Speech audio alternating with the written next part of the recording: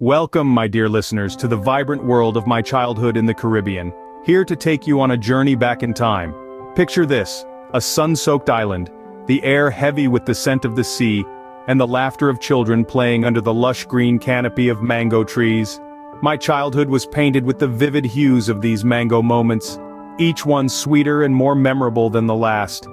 I was a dash of mischief and curiosity, with a sprinkle of adventurous spirit.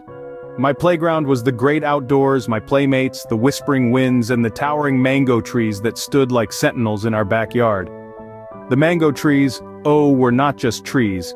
They were the treasure trove of my childhood, the keepers of my most cherished memories. In their shade I found solace, in their branches I found adventure, and in their fruits I found the sweetest joy. The aroma of ripe mangoes, sweet and intoxicating, permeated the air, a fragrance that still takes me back to those carefree days of my youth. In the heart of this tropical paradise I was a happy youngling, my heart filled with dreams as big as the Caribbean sky. With a makeshift shirt pocket I would embark on my daily adventure, climbing the mango trees, my small hands reaching out for the ripest, juiciest mangoes. These were the moments that shaped me, that made me who I am. They were the moments of innocence, of simplicity, of pure unadulterated joy. And it was in one such moment, on a day like any other, that I learned a lesson that would stay with me forever. And I was a mischievous youngling, perched in a mango tree, my makeshift shirt pocket ready to be filled with the juiciest of mangoes. Little did I know, that day would be the beginning of a tale of wisdom and juicy lessons. But it wasn't just another day of mango picking, it was the day when a simple mango became a missile. My sister's friend, a girl of my age, with a shimmering bucket of water balanced on her head, was passing by. Her eyes, filled with curiosity, landed on the mango in my hand. "Could I have one?" she asked, her voice as sweet as the mango's aroma. Suddenly a surge of defiance took over me. "No," I replied, a smug grin playing on my lips. But the story doesn't end there. A wicked idea popped into my head, and before I could think twice, I had aimed and launched the ripe mango in my hand. The mango soared through the air, a juicy missile aimed right at the unsuspecting girl.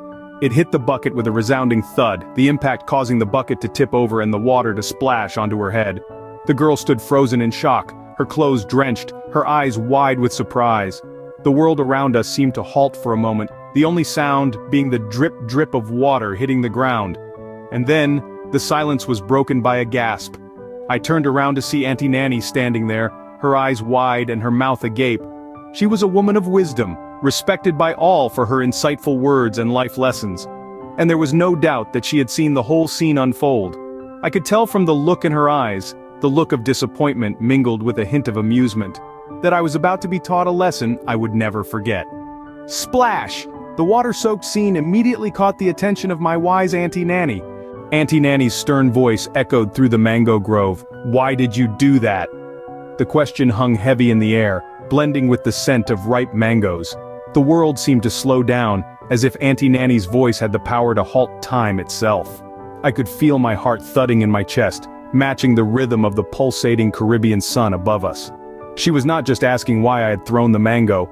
Her question was deeper, probing into the very essence of my actions. She was asking why I had chosen to react with defiance, with hurtfulness rather than kindness. I remember how she looked at me, her eyebrows knitted together in a mix of disappointment and concern. Her eyes, usually twinkling with warmth, were now stern and serious. The playful Auntie Nanny was gone. In her place stood a teacher, a bearer of wisdom, ready to impart a lesson I would carry with me for the rest of my life. She sat me down on a rickety wooden stool under the shade of the mango tree. The rustling of the leaves seemed to whisper, urging me to listen, to understand, to grow. I felt small under her gaze, small and oddly vulnerable. Then, she asked me, her voice softer but still firm, "Did she lie about you having big eyes?" I was taken aback. This was not about the mango or the water bucket or even my cheeky defiance. This was about me, my identity, my self-perception. It was about how I saw myself and how I let others' words affect me. I remembered the girl's innocent comment about my big eyes, how it had stung, and how I had lashed out in response. But had she lied? No, she hadn't. I did have big eyes. They were as much a part of me as the mischievous spirit that had led me to this moment. Auntie Nanny looked at me, her eyes softening. "Did she lie about you having big eyes?" I had to admit, she didn't. Then came the wisdom, hidden in a mango moment. Auntie Nanny, with her eyes reflecting years of wisdom, looked at me intensely. She began to paint a vivid picture with her words, a picture that was about to change my perspective forever. She spoke of a tree, a mango tree, much like the one we were sitting under. This tree, she said, was unique in its own way. It had its strengths and weaknesses, its beauty and flaws. Some branches were robust and full of leaves, bearing the ripest mangoes. Others were frail, barren, and seemingly insignificant. Yet each part of the tree was essential, contributing to its overall beauty and purpose. "See, child," she said, "just as this tree, you too are unique, with strengths and weaknesses, beauty and flaws. You have your own ripe mangoes and barren branches, and that's okay." She paused, letting her words sink in. "The key is to embrace yourself wholly and completely. Accept the parts of you that are like the ripe mangoes, celebrate them, but also accept the parts of you that are like the barren branches.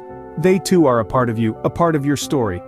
Remember," she continued, "when you truly accept yourself, no one else's words can hurt you. They are just like the wind blowing through the tree. They might rustle the leaves a bit, but they can never shake the tree from its roots." Her words, so simple yet profound, resonated deeply within me. It was as if a veil had been lifted, revealing a new way of seeing myself, others, and the world around me.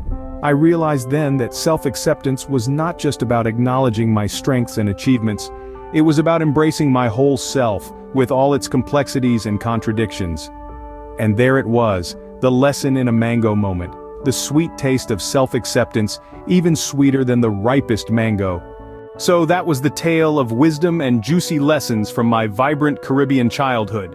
And thus, another chapter of Spoken Words with Jay comes to a close. But fear not, my friends, many more tales are waiting in the wings, ready to whisk you off to lands of adventure, laughter, and learning. Remember, like the mango, life is sweet, juicy, and sometimes a little messy. So don't forget to like, subscribe, and share your own mango moments in the comments below. Until next time, keep cherishing your mango moments.